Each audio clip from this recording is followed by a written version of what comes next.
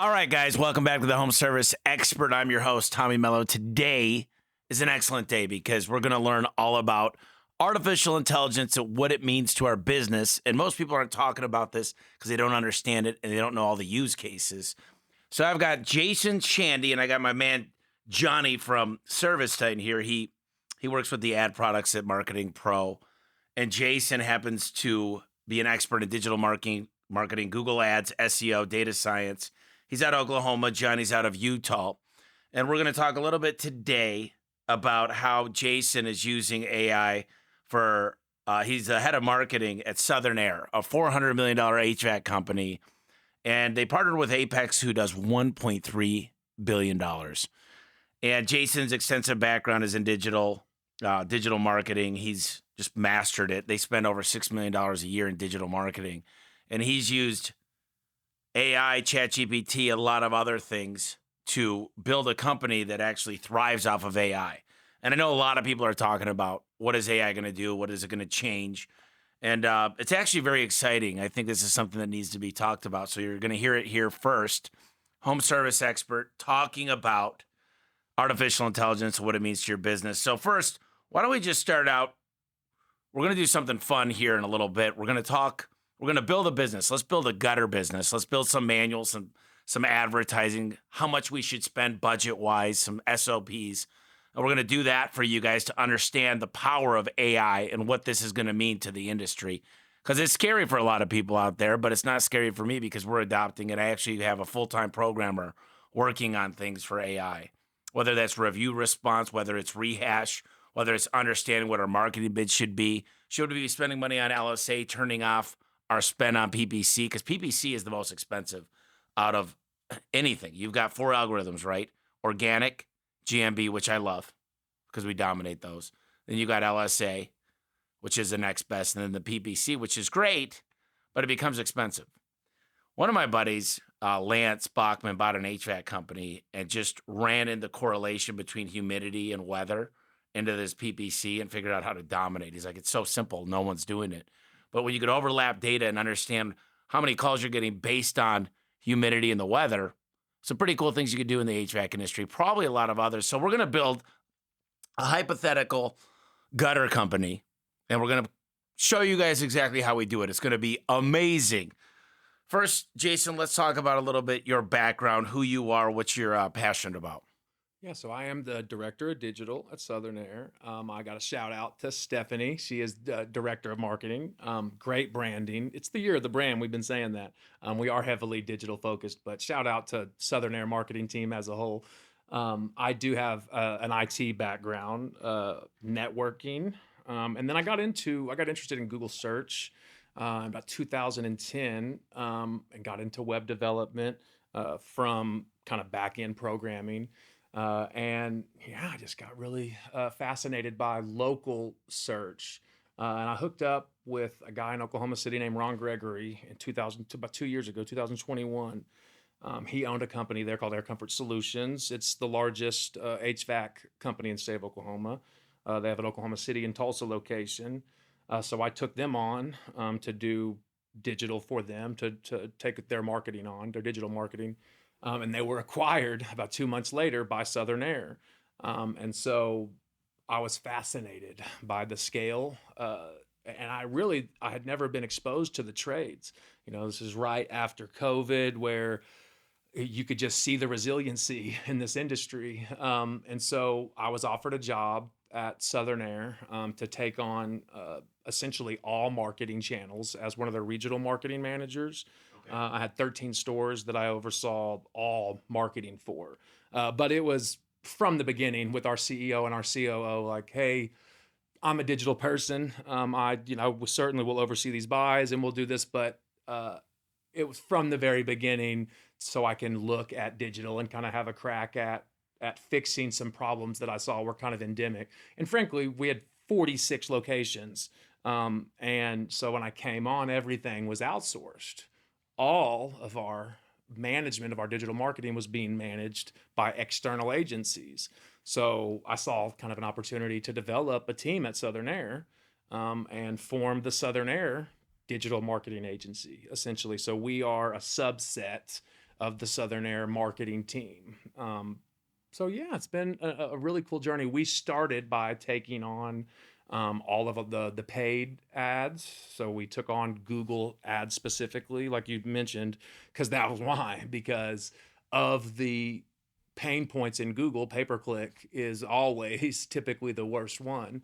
You're spending for these leads and these calls, and if the accounts are running unabated, it can really do a lot of damage as far as cost goes. So yeah, we took a data science approach to it, and that's what we've been doing for the last year or so. So, how much approximate were you guys spending in PPC? So on Google Ads, we spend about $5 million a year. Google Ads specifically, PPC. LSA is around $1 million a year. All right. So, Johnny, you are at ServiceTitan. You guys are building all kinds of fascinating stuff with the ads and when people spend money, and you guys have a huge data set. I mean, there's not a lot of companies that could compare to ServiceTitan as far as the money being flowed through that CRM. Tell us a little bit about your background. Yeah, so as a college student, I took an internship as a marketing analyst. No idea what that meant, just wanted a job. Ended up being a PPC, Google Ads for a electronics company selling HDMI cables. So I started out doing Google Ads for e-commerce, and I'm kind of a data guy. I really loved being able to see how much you're spending, exactly how much revenue, profit that you're getting out of it. And to me, that was marketing, performance marketing, was driving profit with ad spend. Then I got a job at an agency that specialized in lead generation, like home services. And I was completely blown away when I found out about this cost per lead model, where you don't get to see the revenue. It's, you spend this much per phone call. And I would ask, well, what if it's a bad phone call? And they said, well, our job's just to make the phone ring. And it bothered me for long enough to where I worked with a team to solve it. And we built an integration into ServiceTitan to connect ad spend with revenue. That was interesting to ServiceTitan, and they asked questions about it, and that led to a job at ServiceTitan on the Marketing Pro team to build something similar with them, to connect revenue and data, to allow anyone spending money on PPC to see the whole customer journey, the actual penny-to-penny outcome of that spend. And it's since turned into how do we apply data science and artificial intelligence to help our customers who have really struggled, especially with how expensive PPC is getting with click inflation and spam and just how competitive it is. It's very hard to win at PPC, but we want to empower ServiceTitan users to use data and AI to do so. There's a lot there. I mean, look, we've got 6,200 call tracking numbers in ServiceTitan. We've used CallRail and similar things. We use ClickCease to prevent fraud, but it still is by far the most expensive acquisition cost. I mean, it just is. What happened is you look at a guy like Ken Goodrich, who decided to double down on branding, and he was spending somewhere in the lines of $250,000 a month on ads. And what happened is he put all that money into branding, cut his PPC cost into a fifth. And what he turned it is branded search terms versus non-branded. So instead of going for, I guess, air conditioning repair, Phoenix or Las Vegas or California, wherever he's at, he's in a lot of markets now. He started putting all the money into Gettle. And those keywords are a tenth of the price because your quality score is through the roof and your conversion rate's higher, your booking rate's higher, and people are more patient and they don't shop because they're searching for your brand. So I don't think branding will ever go away, although I think you could win using data. And here's the hard part for me is I've always wondered, like, I've got really good markets with great technicians, and if my guys are trained correctly, and that's the hardest. I think that's what brought value to A1 is we've got a training center. We train for 2 months. You guys saw we're watching films. We're making sure our body posture's right. We're smiling. AI will never be able to take, well, at least in the next decade. I don't think we're taking humans out of the field. So let's talk a little bit about, what I want to jump into is let's just do this. We're going to build you a gutter company to the audience. Now, there's a lot of people listening to this, so we're going to talk through what we're working on, and I'm going to let these guys narrate it. And for podcast purposes, just so you know, we're building this, so if you could watch the video, you could actually see the AI working and doing what we're asking for. But what we're going to do is we're going to build a gutter company. We're going to come up with a business plan. I'll mark down everything here. We're going to come up with a business plan. We're going to find out what a good profit margin would be. We're going to ask AI to find out our pricing model. So we're going to build out a business plan. We're going to understand where we should be at in the first year. We're going to find out, we'll just do 3 good offers. Let's make 3 offers that will really do well for a really good gutter company. Let's find out, we'll build a small manual for a CSR. What else should we do, guys? What else do we want in here? So we got a marketing plan. We'll put 3 offers out there. We'll find out what our financials should look like. We'll build a CSR manual. We'll do a post to recruit a CSR. You already said a general handbook, but various HR policies. Various HSR policies. Just Positions, like let's define what is a CSR, job descriptions we need to put on Indeed, we need the whole thing. So job descriptions for a CSR, for a gutter technician. Yeah, let's do a gutter technician, maybe a dispatcher. And a dispatcher. Okay. Probably need a general manager too, I would think, to run it. Well, if you have ServiceTitan, you might not, but. So it's pretty interesting because the other day, my book came out right here. If you guys don't know, it just came out March 15th. It's called Elevate. And we were putting together the whole processes, the landing pages. There was a lot to put together. And Jim said, this is 2 weeks worth of work. And he got on AI, logged on to ChatGPT. And 2 hours, he put together 2 weeks of work. And it was solid. It was good. And it's amazing what you can do if you're willing to take advantage and not be afraid to step outside of your comfort zone. So we'll put together this plan. And if you guys get a chance, watch the video on how we built the gutter company, because we're recording it. We're screen shooting it. You're going to want to check out this video. We'll send you guys the link. If you want to go to the podcast, you'll see a clickable link here. Well, let's dive back into this podcast. So with the rise of many AI tools in the market, I mean, there's a lot of them. Google's kind of sitting by patiently waiting to come out with theirs, I think, of what I've heard. They're really waiting to see all the mistakes with ChatGPT, because the first to the party usually is the one that kisses the frogs. So I think there's going to be a lot of advancements in the next year, but it's a disruptor. What are some examples of the benefits that business owners enjoy when harnessing the power of artificial intelligence? I think, ServiceTitan is the perfect example. If a company goes from pen and paper, running, technicians off of standard phone calls, off of a standard job board, and they implement ServiceTitan and use data uniformity, get on the data science path to where you can really start assessing how does your schedule look. You can really get a full 360 view of your business. I think we discuss this. The first thing that these people need to do is get a CRM. I think a lot of entrepreneurs overlook the value of something like ServiceTitan. And again, it's so complicated. There's, like you said, there's so many different AI tools. But if you just rely on a big tech company, ServiceTitan, if they implement like some marketing pro feature, like they are leading the way with AI. I was inspired into AI in the first place at Pantheon 2022. I went out there and the theme was bringing AI to the trades. So I think the simple kind of roundabout way to get back to that is, if you just partner with organizations or platforms that are kind of leading the charge, you don't necessarily have to be a master of AI. You can say, hey, I know ServiceTitan and the engineers over there are doing cutting edge things. Maybe I can adopt them, without breaking my business. What always scared me is that I think a lot of people are afraid of big tech is accumulating all this data and then using it for other companies. We're the largest garage door platform. I know there's some franchises getting on the ServiceTitan, but I would never want my data and what ServiceTitan learns being used for all my competition, because I got a big data set. What would you guys say? How is that kind of protected? ServiceTitan particularly, and I'm not on the data science team, but we, with the ads solutions that we're coming up with, we're very cognizant of that. We know that this is a concern that is shared by a lot of different businesses. So very specifically, we are trying for the ads team at least to require some sort of opt-in to where anyone that opts in, you can share your data, see benchmarks, things like that.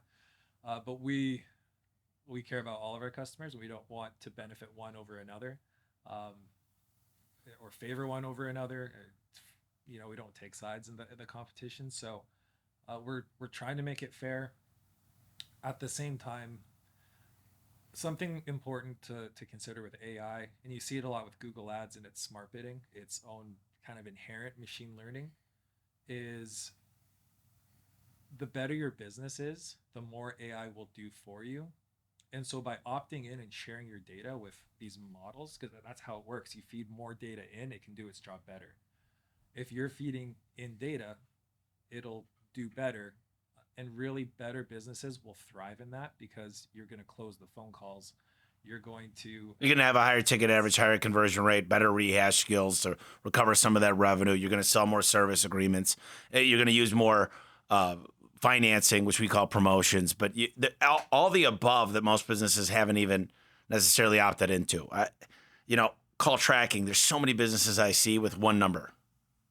There's so many businesses still out there, no offense, guys, that are still using paper invoices, which I think it would be hard to manage at this point. It would be like, it wouldn't even be a fair fight to go into that market with the data we have on every single technician and CSR and dispatcher. We dispatch for profits. So if we got a guy half an hour, another guy 45 minutes, and there's a guy that's better at the house with 3 doors, we're going to send the guy that's 45 minutes away. So it's not always what's best for every business, because one guy might say, listen, we've already got set pricing for this job. We're going to book the closest guy. We're optimizing for routes. And maybe that's what you do for pest control and pool services. And there's other industries in that category. But for us, we're like, listen, this guy's equipped to sell 3 doors. He's got a better foundation and the knowledge of a wood overlay door, what that might be. So understanding what technician for the dispatch, what CSR. We do a round robin, but it's a weighted round robin. So our top CSRs get more volume.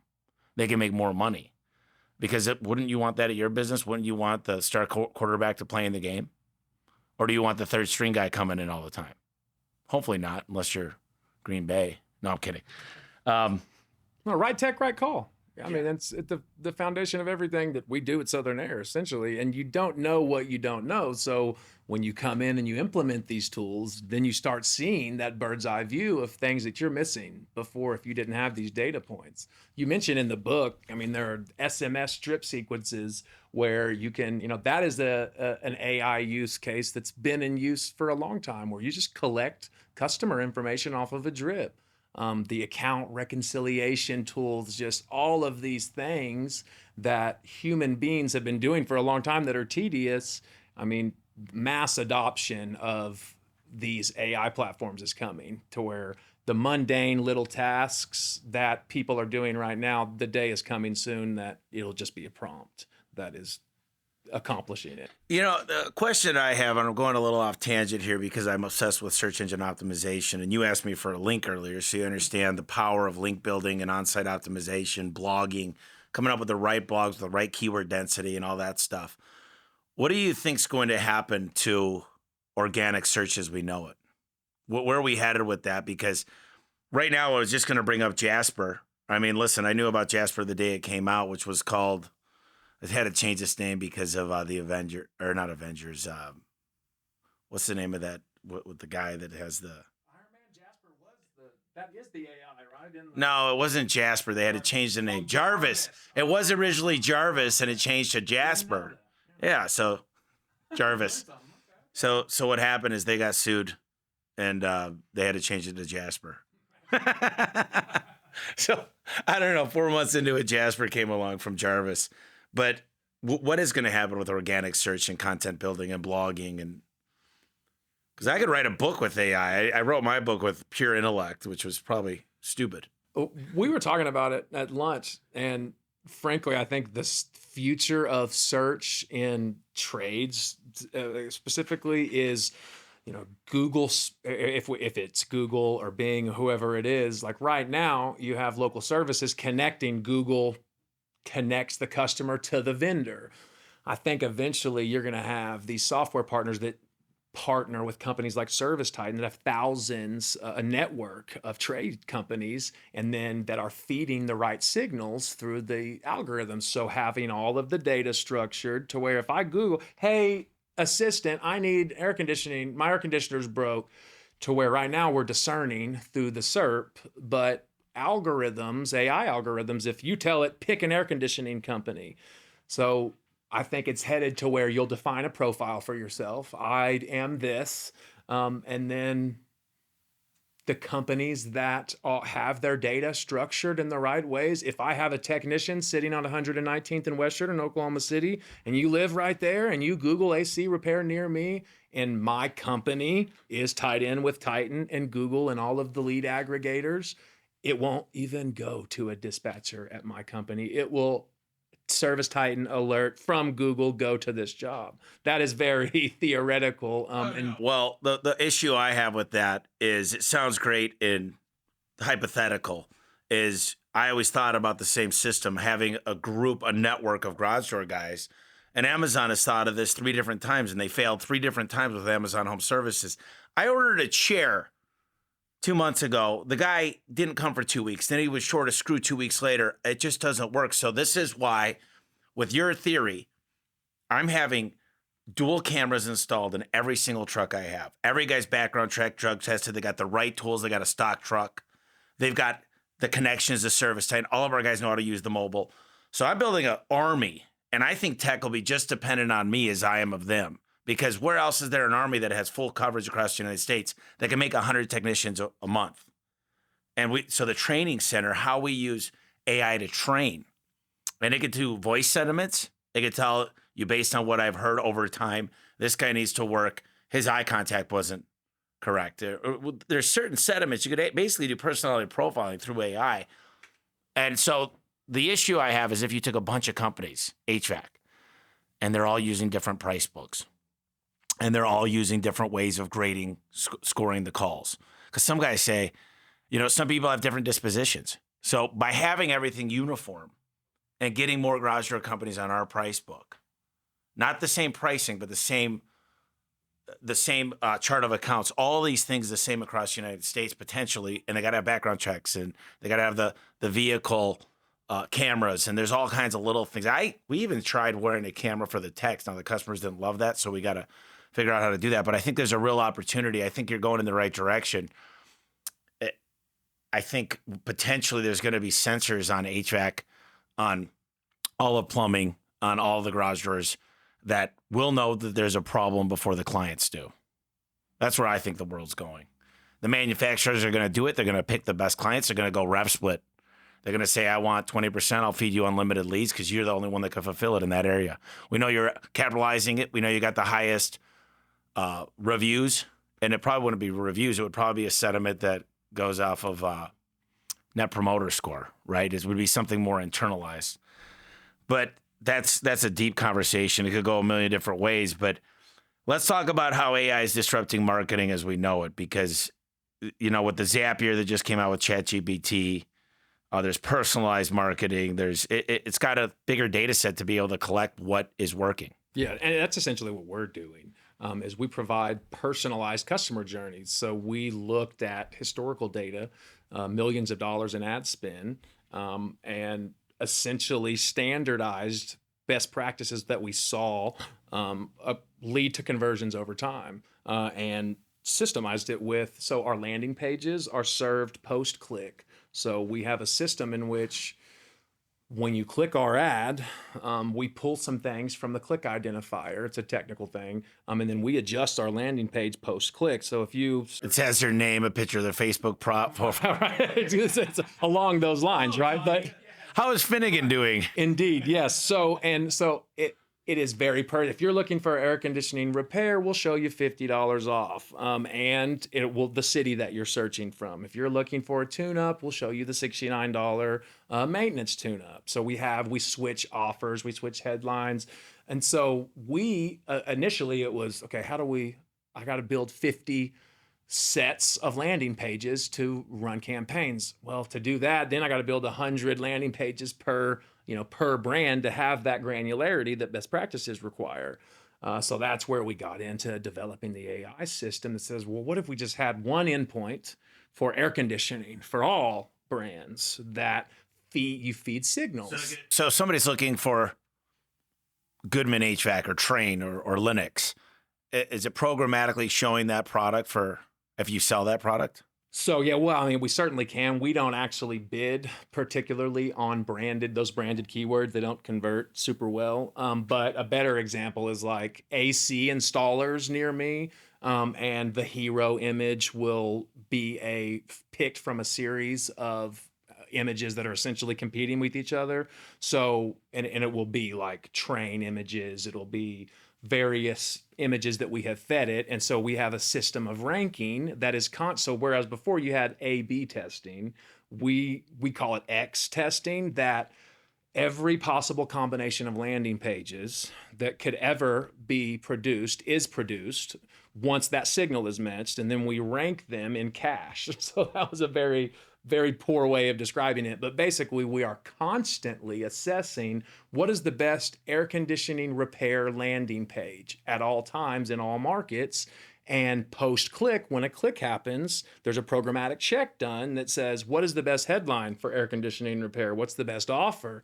And we are feeding it. You mentioned weather signals. We have all sorts of signals going into the algo that is producing landing pages live at the time of click versus the traditional way of doing it, which is guessing, which ad groups, which keywords, which landing page. I get that. So if they're on desktop, it's probably a little harder, but do you have a click to call that the AI recognizes that button was hit, and you could actually manage the fact that this actually did turn into a phone call? Or form leads will be the easiest way because they left a lead. Sure, yeah. So we track it on desktop and mobile. We track so on desktop, we are just going to show you the schedule engine integration. We show you the phone number. But yeah, I mean, if you manually dial the phone number, we are using the ServiceTitan DNI. So it will capture the phone call, and then the click is captured in Google Analytics. But yes, you can track that interaction. Okay. Yeah, because you want to have an end-to-end feed, like a loop. Yes. So can you share with us a little bit about Southern Air and how it's using AI to perform predictive analysis and campaign management? We went into that a little bit, but I understand that, but there's probably more to it. By analyzing millions of dollars of historical ad spend, you're able to engineer a system that just is probably better than most people's. I mean, what would, as you go into that, what's your target percentage of revenue to spend on marketing for PPC? So we do it. We don't do a percentage to spend. We do it just return on ad spend, and we try to be 8 to 10x. Typically, the case study that we ran with ServiceTitan during shoulder season, we've maintained 12x. So a 12x return on ad spend. Incredible. So if you were at 10%, that would be a 10x. 12% is about a little over 9, a little under 9x or 11x. That's why I had to bring this guy with me. And that's what. And honestly, the truth is when I built it, it wasn't to make the best possible landing page as far as performance goes. It was honestly, how can I do this myself? I have to manage 50 accounts all at once. I can't make 10,000 landing pages. What is the most efficient way possible? Should I build 10,000 landing pages? And it's just, I guess that's how kind of innovation happened in my own head to say, there's a better way of doing it, not just to increase performance. That was an ancillary result. It was to, how can I manage it in the most efficient way possible without a team of people and creative and web developers. To get a 10X on PPC is very hard to find people that are doing that, because I use it. I've always used PPC for capacity, right? I need enough leads to keep my guys busy, which is 3 to 4 leads a day. PPC is the last thing I want to spend money on because it's the most expensive. I mean, it's more expensive than a Valpak for us, which is pretty crazy. So you guys are doing campaign performance. You guys are doing LSA. How are you using it on LSA? So you kind of touched on it earlier for budget trending. So if we know we want our LSA profiles spending just wide open at all times, so if you set it at $10,000 a weekly budget, then it will spend $10,000 if capacity is there. So we have to be careful, especially during peak when our boards are full. if our LSA spend goes up, there needs to be a inverse drop in our Google Ads spend. So we have a machine learning algorithm. So that's all doing that behind the scenes. Yes, and we pull levers on the Google Ads side as LSA spend goes up. There's a finite bucket of total Google Ads spend made up of local services and Google Ads, and that's what we use our algorithm for. Is as Google Ads spends more, Google LSA spends more, PPC must spend less. So step one was just turn off ad groups, turn off lowest performing ad group at the time of signal. So then we got smarter, right? Using various algorithm methods, we got smarter to say, well, only turn off this ad group if this is happening. So we used conditional logic to assess real time. So what would you, and the way that I described it to our CEO, if my CEO, called me and said, hey, our phone is ringing off the hook right now, local services is spending crazy, we need to turn Google Ads off. I would go in, check local services. Okay, so I have $10,000 left to spend on Google Ads. Where do I spend it? I would do a real-time analysis. And so that process in which I would do my real-time analysis, I've done with the data science team for the last 18 months. Everything that I have done in these ads accounts, everything has been systemized. We have sheets, we have change histories to where I have a data science engineer. Every time I do something, I explain it to them. So we have been synthesizing my process. So as we have been trying to pull levers, LSA, PPC, how do we keep this balance going? It's just come about like that, to where it's just, and I guess, what do they say? Motherhood is the necessity is the motherhood of invention. I'm thinking there's probably something, like I said, potentially I see this thing saying, if you built these 5 landing pages with your domain ranking, you would be able to get this many more phone calls based on search volume. The problem is Google doesn't tell us anymore necessarily what people are searching and how much they're searching, not like they used to. So the Google Council used to be able to see this so many searches for this. You could have the content build with keyword density and rank organically. I'm still wondering what Google's going to do about organic search and with the content, because is there any way for them to tell? My buddy that really is the godfather of SEO, Matthew Woodward, said they'll be able to detect AI. And when they do, you'll get penalized. And if you get penalized, there was something that happened years ago with JCPenney when they were just, before the old way was spinning content. You'd write this 10 sentences, put in every synonym in there, it would change the words out, and you could spin up pages like crazy. That was really easy to detect. Any algorithm these days could pick that up, but 10 years ago. So now the question is, will Jarvis and ChatGPT be able to get picked up by the algorithm to say this isn't unique developed content? But I don't know. Is that something that you guys think is going to happen? So Google's recently come out and they've said, we're not going to penalize. Pretty much they said we can identify it. There's already, because people have been cheating on tests, right? They've been writing essays through ChatGPT. And I don't remember the name, but there's a software company that grew out of that can detect if it's ChatGPT generated content, give it to professors, and professors run it through to make sure it's not generated. So Google can tell. They've said we're not going to penalize it. They said we have kind of our checklist of what is good content, and if you did some of it by AI, that's great. That's what they say. It's a bit of a pivot from where they were a few years ago. They're saying if it's helpful to users, then we will not penalize you. It's essentially a doubling down of before, where they did say the helpful content update that Google uses AI for everything. So they made it clear in the policy kind of outline that they released a few weeks ago that if it is legitimately not trying to manipulate search, it's, we just did an article and I used AI to do it. It was, I need the anatomy of an HVAC system. So we used AI for the outline, and then we rewrote the article.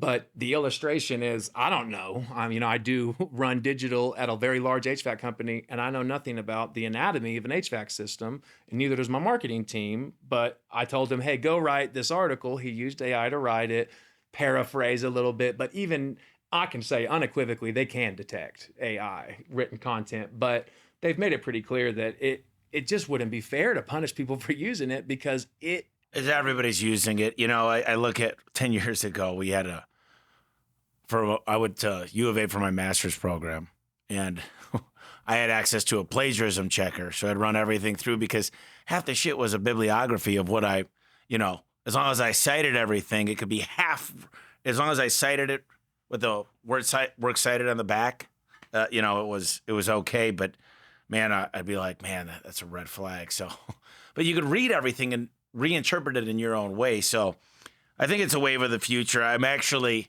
70% excited, 30% worried because now it'll start the advancements. I mean, you heard Microsoft come out, they're putting another $10 billion behind it. And with that's the case, it'll start developing code. And it'll get smarter code. It'll do like Ruby on Rails and Python and crazy stuff. And it'll start building apps. And it could probably duplicate. I don't think you could ever duplicate a ServiceTitan, but you could easily build a dating app that would be better and take more interest of the person and take all the stuff online to build. I don't know what's going to happen. It's pretty crazy. What made you look into using AI? And you said you've been doing it about 18 months. Pantheon.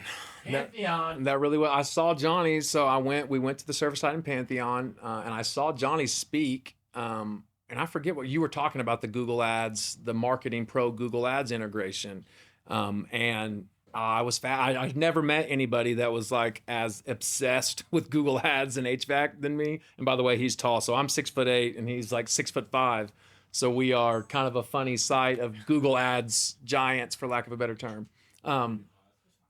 But yeah, so we got really we got acquainted there, and I loved the notion bringing AI to the trades. The thought that we could put software automation tools in place and it sounds cliche, but really make a difference in contractors. Like, especially if I do represent PE, and it's this weird dynamic that I am big corporate America, but I think my real fascination with all of these automation tools is I know that it is going to empower these contractors to stop getting taken advantage of by tech guys. Because the truth is, digital marketing people, we have a bad reputation in the space because people come in and they overpromise. Your phone will never stop ringing. We're going to build you the coolest website ever. And it's just the nature of these relationships that me and him kind of both believe you should do your own marketing if you can. And these type of tools make it possible. Before, you had no chance of building a good website that has content that is structured, like you said, for SEO. But you can spend the time now. If you really are dedicated and committed, you can do a passable job on your own digital marketing using these software tools. And it's becoming easier and easier. And that's my honest passion with it, is make it to where I can call a plumber that he just left his job at such and such, and he's going out on his own, and he downloads ServiceTitan and whatever else tech stack, and he's running Google Ads. He doesn't have to call, a data science expert in all this technical stuff to make his phone ring. I think that we're living in an age with it's uncertainty with what's going to happen in the economy. But I think the problem that I see is a lot of companies right now, they're calling their marketing agencies saying, I need more leads, instead of fixing the root of the problem. You're not booking enough phone calls. You're not selling enough service agreements. Your ticket average is not the real cost. If you analyze all your bills, the air conditioning bill, every bill you pay for your tablets, for ServiceTitan, for your vehicle payments, for all the insurances, for your lawyers, for every CSR dispatcher, you add it all up. Most of the time, you'll realize you need to charge $500 an hour, because you're not working 40 hours in a garage. You got drive time, you got your meetings, you got your dispatch time. You've got all these different things. So you're actually working about 18 out of 40 if you're lucky. So if you're paying your guys a decent wage, I mean, if they're making $1,500 a week, and that's usually performance pay, then you got to add in the parts costs. Then you got to add in their time, and your CSR's time, and your warehouse guy time, and your accountant's time, and your marketing team's time, and the cleaning lady's time. And it all adds up. And there's no formula I've ever seen that got less than $400 an hour. A lot of guys are at $650 an hour. And I don't think people understand, if you want a warranty, if you want a drug-tested background check guy to show up to your house and do everything for you, diagnose it, fix it, warranty it, show up in and out, the safe around your kids, that's how much you got to charge. Especially if you want to have meetings and help educate your people, and you want your people to be homeowners one day, and you want them to be able to go on vacations. And I think a lot of businesses unfortunately, and I'm not talking smack because I was this guy, but a lot of guys are running a business with 2 employees and they are the business. So they could afford to do things at a lot less. But when they go on vacation, their business falls apart. They can't leave their business. It doesn't run without them. And unfortunately, they could charge less, but it's not giving the homeowner the best experience when they call up in 3 years and you're out of business or you're on vacation, or you might have cheapened up on the parts you're doing to give a better deal. So when you start becoming a big business, I think you start delivering a new expectation of service, and it doesn't run with the owner. It doesn't need to. It works without them. But I think AI is going to make this a little bit easier for small businesses.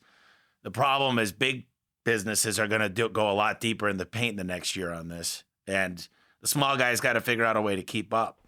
You mentioned in the book the story this guy Allen that he's doing $6 million a year, and he ends up selling out to PE or maybe it was $5 million a year. He sells out for $6 million. PE comes in, they adopt systems, they grow it to $22 million the next year. These tech stacks will enable that guy Allen to do this himself. What we are doing at scale at PE, we are taking advantage of these software tools in the most efficient way possible. But as they get smarter and easier to adopt, Alan will be able to do it himself. I mean, I truly believe that. Alan, make a cool website. You could literally tell your AI assistant, I need a website for my HVAC company. And that is how it will be built. That literally is where we are now. I mean, it feels like kind of a distant future, but I mean, do you agree? Yeah, I feel like you could probably hear some of the stuff Jason was saying earlier about the really cool applications that Southern Air is doing, and thinking maybe you're like a $2 million shop thinking, I can't hire Jason, I can't build a data science team, I can barely keep up with what's going on. So how do I apply AI at my size? And I think of when smartphones came out, you kind of had to pick, am I going to be an Apple person? Am I going to be a Samsung person? Heaven forbid a BlackBerry person and shun it. You almost like hitch your wagon to a company, a brand, and trust them to get you the best experience possible. Realistically, most people listening to this are not going to hire an AI team. You're going to find a tech stack, to what you said, Jason. And I mean, everything you talked about with the budget sharing workflow, just for example, obviously I'm a ServiceTitan employee, so go ServiceTitan. We are on the ads team building an almost identical thing, a recommendation engine of here's where you should shift your budget to the most profitable campaigns. It's on the roadmap for our new optimizer product that's coming out. Roadmap when? That one, recommendations for optimizer sometime this year. I called Vahe, the founder of ServiceTitan, him and Ara, and I talked to him, I don't know, last Wednesday, Thursday. I was really calling him about this whole Silicon Bank thing that just big tech had to deal with, but ServiceTitan was smart. But I said, man, I need a lot more access to the V2 API. There's certain things that I can't do that I need to program to be able to run my business. And he said, well, I got a hold of Anmol, and actually I owe him a phone call later. But no, you're right. ServiceTitan, it's crazy. The hardest part about ServiceTitan, and I'll just say it, is you can't run ServiceTitan to the full capabilities with one guy as a business owner. You need to migrate the data over. You need to understand the account setup. You need to build a price book. And, with Garage Door Freedom, that's what we try to do for garage door companies. Just give them the framework of how to rank your employees from CSR to dispatcher to technician. Because I don't think you can put in a great performance pay without data. How do you got somebody working in the accounting department with a calculator? I mean, it just doesn't make sense. So AI is a wave of the future. And I think someone's going to go out there, and hopefully I'm one of the people that'll start just taking companies and saying, hey, I'll leave you with some equity, and your second check of your 20% is going to be 10x what your first check of the 80% is going to be. And we'll enable you to use these tools. But it starts with the people too, is training them all on the AI. One of my hardest parts, I'll talk about a whole other subject real quick, and we'll dive back into the AI, is the hard part about technology for me is we've got a lot of people that are using Microsoft Teams. We've got a lot of people using Zoom.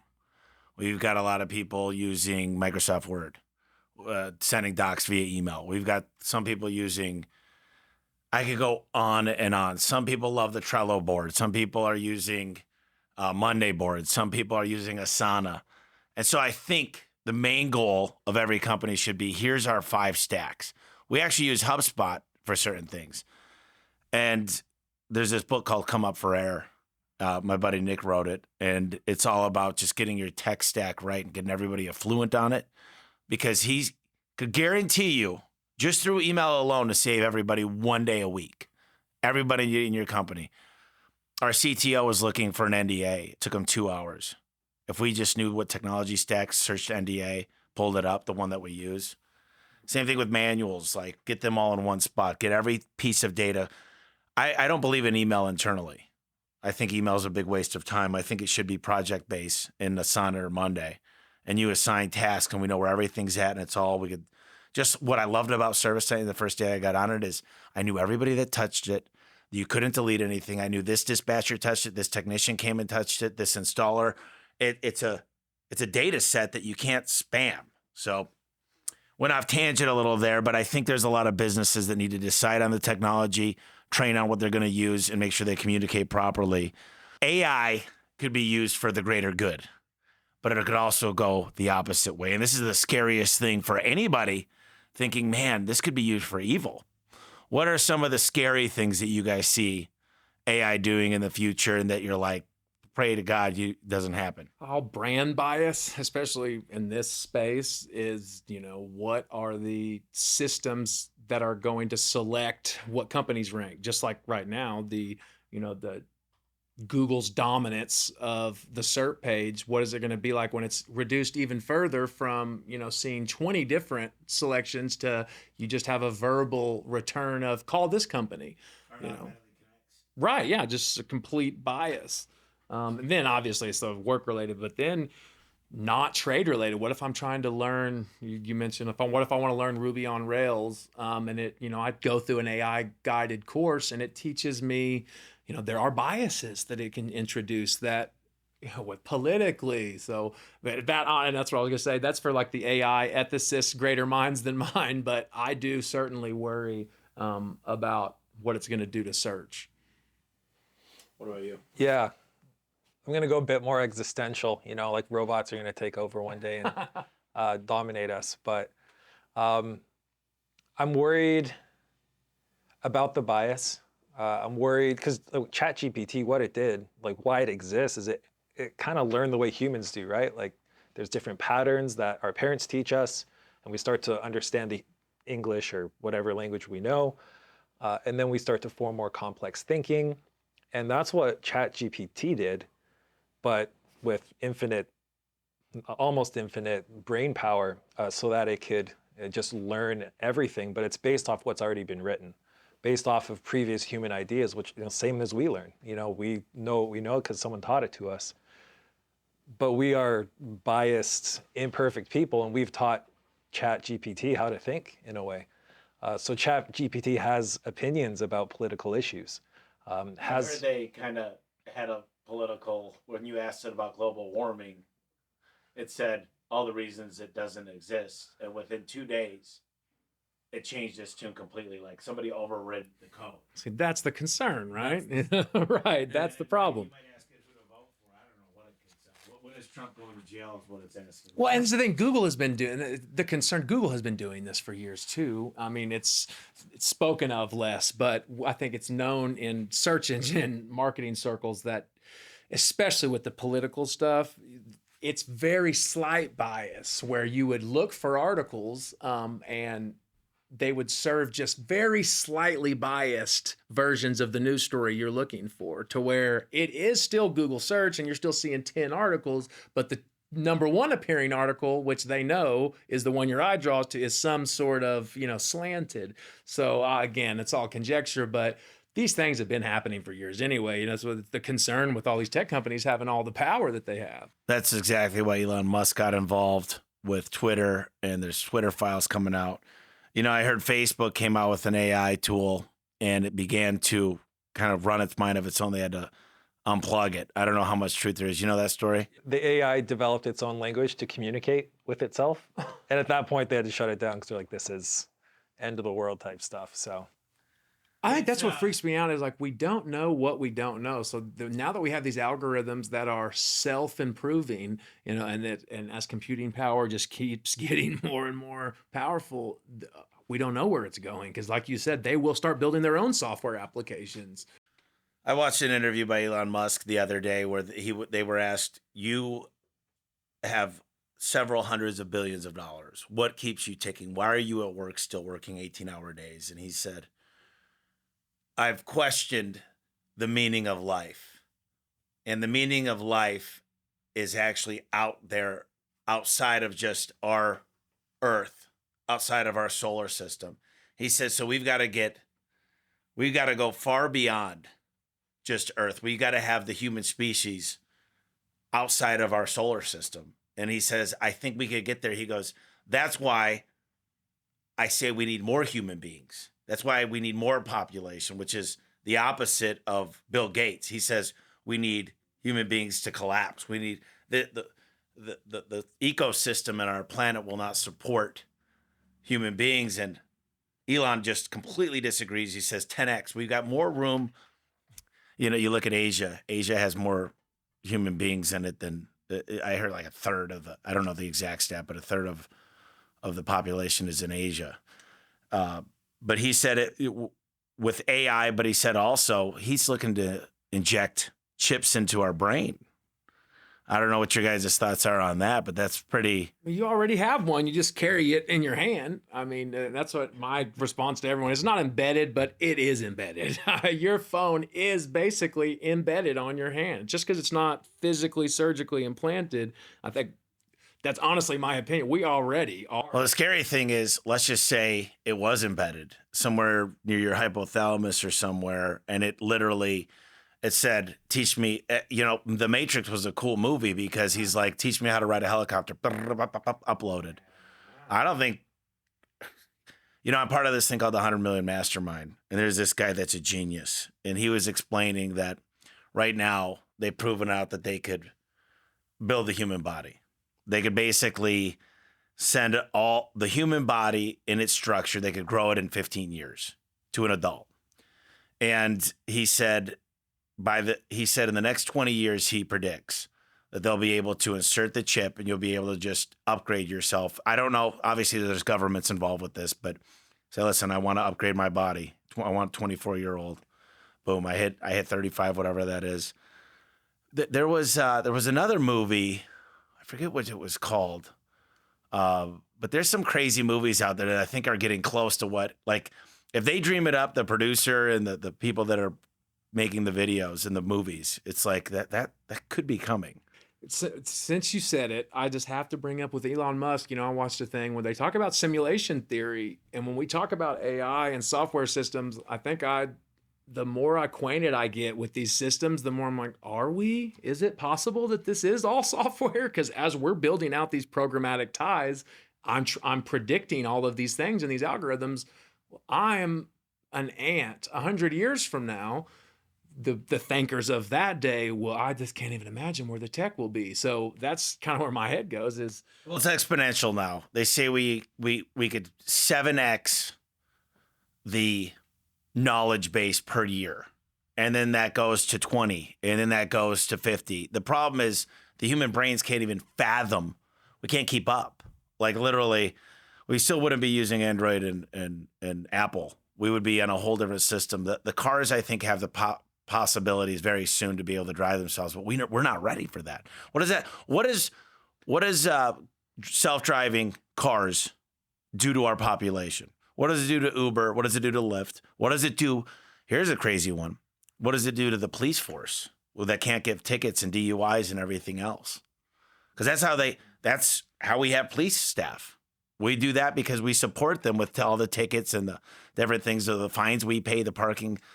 It's just crazy to me. When we think about when the automobile, I'm terrible at history, but in the 20s, you got to think about the infrastructure of cities was built around the horse, right? You had so the entire infrastructure was horse car. And then 3 years later, you had mass adoption. No one's using horses. It's all, vehicles.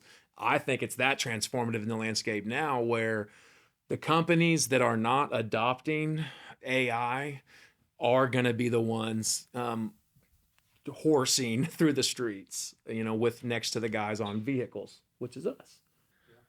I think parking lots go away. I don't think you own a vehicle in the next 10 years. Why would you own a vehicle if one could pick you up within 3 minutes and they could go way faster? There's no point. The rich people will own their own self-driving cars. But what are some of the challenges of setting up AI tools? I mean, as far as the average Joe, well, what are some of the obstacles, and where do you think it becomes easier? Obviously, you could call ServiceTitan and get a hold of Johnny, but what's your next steps? What's your next 3 moves? Selecting the right person to help you. Certainly, if you're not a technical expert, where it stands now, probably don't try to do it by yourself.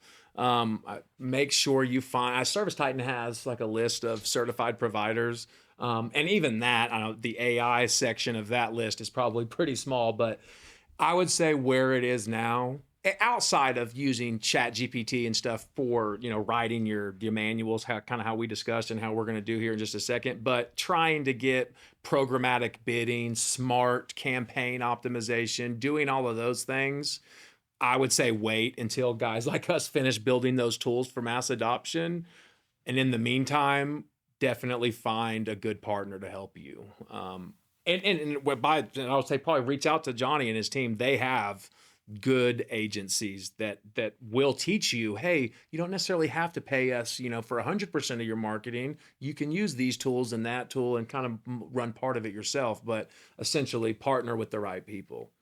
So there's 2 aspects of what you talked about with ServiceTitan. There's the data science, regression testing, statistical analysis, and there's the AI. What is that balance? How does that work? Because you've got the data guys putting stuff into a BI tool, trying to figure out, different opportunities. How much is AI and how much, because you said it's a little bit of both. Right. So yeah, well, the marketing pro ads team, which is him essentially, and we conducted our beta test, and then they had their data science team go through our numbers and assess performance essentially. So, and that's what the report that they produced was their data science team. So, but we worked in conjunction with their marketing pro team that has the ads optimizer product. And what it does fundamentally is feeds revenue data from ServiceTitan to our Google Ads account, amongst other things. But that's one of the big benefits of it. And then that helps us in our bidding. We know certain jobs, certain conditions lead to better clicks and better outcomes. So that data exchange is very, very useful. How many large companies are on that ad optimizer, like PE led? Is there a huge data? Is there a lot of companies that have opted in? Yeah, so it's just been in a closed beta right now. We have probably about 20 different shops in that initial. What are the categories? Obviously HVAC, plumbing, electrical. Yeah, HVAC, plumbing, electrical, 1 garage door, I believe. Well, I need to talk to you about that. So, listen, guys, there's been a lot of knowledge dropped here. I think the audience is going to love the activity that we did on the video that kind of shows the process of setting up a company from soup to nuts. Obviously, it's a lot more antiquated than that, but this is just a little brief. You could spend an hour, build a business plan, submit it to the bank, get a SBA loan, and be in business. And it's for those out there, don't start a home service company based on just ChatGPT. But, it's a lot of hard work. There's leadership involved. There's culture. There's a lot of things that ChatGPT, maybe it'll know when to send my guy a gift and what kind of gift they want. Or maybe it'll be a version of me. What is that called? Deep fake? Maybe it'll do a deep fake version. Great. Job. So if somebody wants to get a hold of you guys, Jason, what do we do to get a hold of you? Jason.Shandy at southernairnow.com. LinkedIn, Jason Shandy. Jason Shandy. It's a good beer. Yeah, it's a lemonade beer. Okay, my kind of guy. He knows. And Johnny, if someone wants to reach out to you, what's the best way? I'm hesitant to give it out, but because I get all sorts of ServiceTitan tech. You don't get a hold of Johnny. You got to get a hold of me or Jason to get a hold of Johnny. Let me ask you guys this. If there's a book out there that changed your life, could be technology based. It could be as simple as, I'm guessing Men Are From Mars and Women Love the Venus for you, Jason. But no, I'm kidding. But if there's a book that you guys would recommend to the listeners, you guys have a great book. oh my gosh, well, if it's not germane, but I was just telling him about it. It's called What Everybody Is Saying. I gotta say Elevate. Right. I did read Elevate to the audience. Read it, right? But Joe, no, I was just telling about it. What Everybody Is Saying. It's like a study of body language, nonverbal communication. Because, look, AI is going to study your body language, so you need to be prepared for the robot war to, be able to not give off the wrong signals. Yeah, there's a good book. I was going to meet the guy in Vegas, Never Split the Difference. And this guy, Chris Voss, worked for the FBI. And actually, that's all he did is recognized you look to the left, you look to the right. It follows eye patterns. The biggest thing. Now when I go through the airport, I just go through I'm pre-check, but what's the other one called? Clear. So I just run my eyeballs through and boom, it's crazy. I'm a little bit worried. I'm not going to lie. Johnny, what is a book that you really like? It's a classic, but 7 Habits, Highly Effective People. Yep. Listen, here's what I like to do. Obviously, you guys know your stuff. We talked about a lot of stuff. I want to give you guys an opportunity to close this out. I'll give you each a couple of minutes. Maybe we talked about it, maybe we didn't, but I want you guys to close this out with something on your mind. Maybe it's something they need to go do. Maybe it's just a last final thought, but you go first, Johnny, and I'll let Johnny close us out. Jason, Johnny.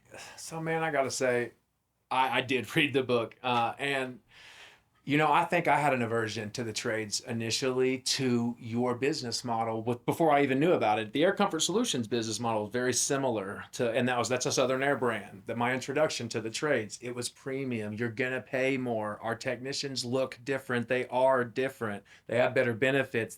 Some of them make 6 figures. That whole model, I just could. It was fascinating to me when I read your book, because I think Ira Pruitt must have read that 25 years ago. That is the Southern Air message, is we are premium all the way through. And I'm inspired by the collaboration, and I just am. I'm humbled and grateful to be here as a representative of Southern Air. We haven't said much about them, but what an organization. Hundreds of employees, my marketing team. It is not just me, to be clear. Stephanie, Colton, and Tim, and just Ann and Jen, and don't get mad at me if I forget you, but I'll drop from there. But thank you again for having us. Yeah, this is great. Start the Oscar music, right? You can't thank everyone. So I would just advise for you, like, this is cool, what do I take from it? Go Google how to get a ChatGPT account. Just start with that. Look it up. Chat.openai.com. There you go. It's free too. Get it. Yeah, get it. Keep going. Yes. Get it, and then just mess around with it. Watch YouTube videos on it. Dip your toes in that world, and then let your creative business brain go to work for solutions. If you haven't heard about ChatGPT and you are now hearing about it, anyone that's listening, remember the first time you ever saw an iPhone? It's that transformative. I mean, so if you're not using this to develop systems for your business, to develop job descriptions and best practices, then you are already behind, because we have been doing it for months now. So I'm going to close this out. I asked ChatGPT, what's the best home service industry to be in? And she said, I named her a she. There is no single best home service industry that suits everyone, as it largely depends on your individual interests, skills, and resources. However, there are some ideas for home service-based industries. So it didn't really read the question right. But one is e-commerce. With the rise of online shopping, you can set up your own e-commerce store selling products to create or source from other suppliers. 2 is freelancing. Depending on your skills, you could offer your services as a freelancer. 3rd is online courses. 4th was blogging. 5 was virtual assistants. 6 was catering. 7 was pet grooming. Remember that starting any home service industry requires research, planning, and hard work. It's important to identify your strengths, target audience, and unique selling points to create a successful business. Great advice. Thank you guys for listening. I'm Tommy Mello, the home service expert. Thanks for listening.